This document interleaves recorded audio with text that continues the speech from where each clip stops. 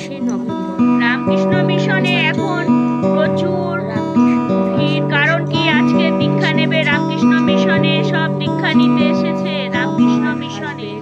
আজকে ওখান থেকে দীক্ষা নেবে, রামকৃষ্ণ মিশন থেকে আজকে আমার হাজব্যান্ড দীক্ষা নেবে। আর আমার ভাইয়ের মিসেস এরা দীক্ষা নেবে আজকে। সেই জন্যে আমিও ওদের সঙ্গে গেছি, আমি ওদের সঙ্গে গেস্ট হয়ে ওদের সঙ্গে গিয়েছি। কারণ কি, ওদের ব্যাগ, ওদের ফোন এগুলো রাখবার জন্যে কাউকে প্রয়োজন, সেজন্যে আমি ওদের সঙ্গেও গেছি। এমনি রামকৃষ্ণ মিশনে যেতেও খুব ভালো লাগে, সেই হিসাবেও গিয়েছি। তো রামকৃষ্ণ মিশনে যাবার পরে সবাই দীক্ষা নেওয়ার জন্যে যে যার ফর্মালিটি পুরো করছে। আমরা ব্যাগ নিয়ে, আমি যেরকম গেস্ট গেছি এরকম প্রচুর গেস্ট গেছে।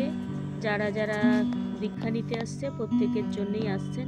এই যে গৌতম আনন্দজি মহারাজ এসে গেছেন দীক্ষা দেওয়ার জন্যে। উনি ভেতরে যাচ্ছেন, উনি ধীরে ধীরে ভেতরে প্রবেশ করছেন। আর এর আগে দীক্ষার লোকেরা সবাই ভেতরে ঢুকে গেছে, উনি ধীরে ধীরে ভেতরে গেলেন। ভেতরে প্রবেশ করার পরে সবাই ওনার পেছনে যারা বাকি ছিল তারাও প্রবেশ করলেন। প্রবেশ করার পরে দরজা বন্ধ করলেন। আমরা সবাই বাইরে ঘোরাঘুরি করছি।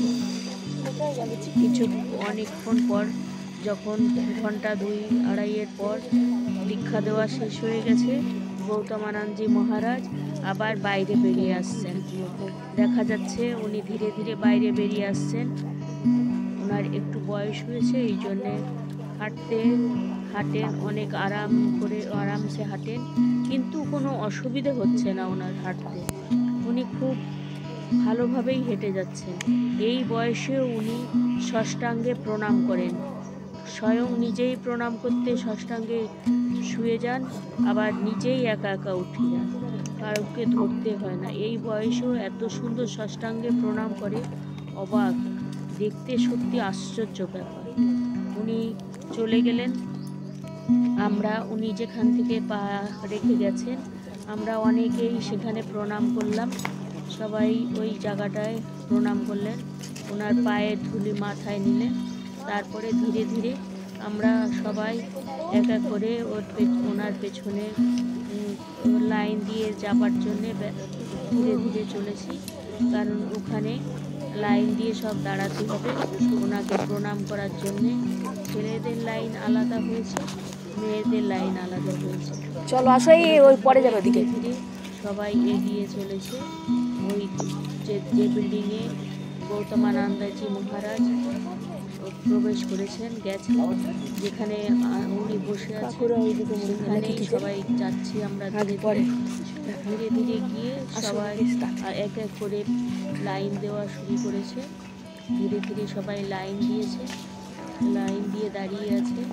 এইবার এক এক করে সব ভেতরে যাবে ওনাকে প্রণাম করার জন্য, যাতে সুবিধে হয়, কোনো ভিড়ে ঠেলাঠেলি না হয়। আমাদের লাইনে দাঁড়াতে হচ্ছে,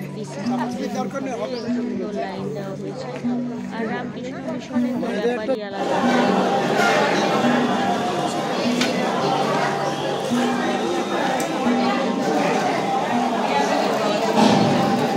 আমি বলছি, যারা দীক্ষা নিয়েছেন আপনাদের হাতে গুরুদেবের প্রসাদ দেওয়া হয়েছে।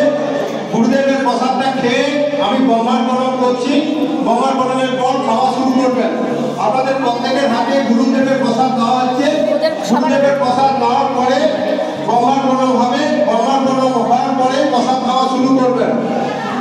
ওম ব্রহ্মার প্রণাম ব্রহ্মহবি ব্রহ্মাণু ব্রহ্মণাহুতম ব্রহ্মৈব তেন মণ্ডলম ব্রহ্মকর্ম সমাধিনা হরি ওম তৎসৎ। তুমি আমাকে একবার ধরো।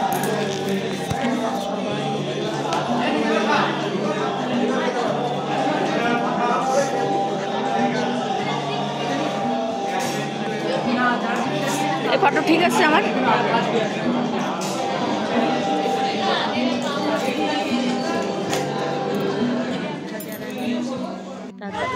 আমরা দুজনেই, আমরা দুজন দাঁড়িয়ে আছি।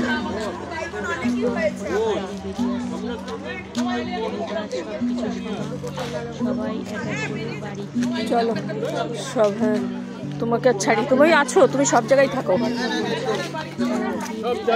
আসো একটু। দেখা করে যাচ্ছে, ওই যে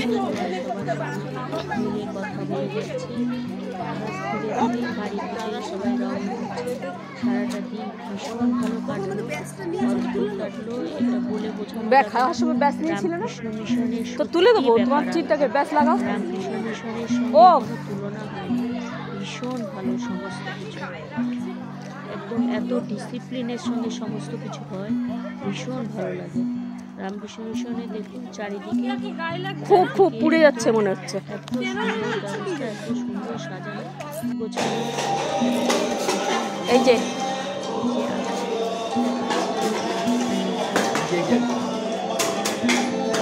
শ্যামল কই?